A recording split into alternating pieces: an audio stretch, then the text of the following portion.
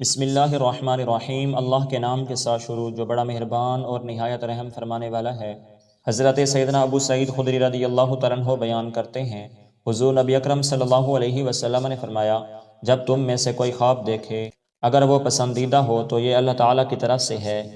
اور اس پر اس کی تعریف کرے اور اسے بیان بھی کر سکتا ہے، اور جب اس کے علاوہ کوئی ایسا خواب دیکھے جو اسے ناپسند ہے تو یہ شیطان کی طرف سے ہے، اس کے شر سے اللہ تعالیٰ کی پناہ مانگے اور اسے کسی کے سامنے بیان نہ کرے، یہ اسے کوئی نقصان نہیں دے گا۔ حضرت سیدنا جابر بن عبداللہ رضی اللہ تعالیٰ عنہما بیان کرتے ہیں کہ حضور نبی اکرم صلی اللہ علیہ وسلم نے فرمایا، جب تم میں سے کوئی وہ خواب دیکھے جسے وہ ناپسند کرتا ہے تو وہ 3 بار اپنی بائیں جانب تھوکے اور 3 بار شیطان سے اللہ تعالیٰ کی پناہ طلب کرے، یعنی اعوذ باللہ من الشیطان الرجیم پڑھے، اور جس پہلو کے بل لیٹا ہوا ہو وہ پہلو بدل لے۔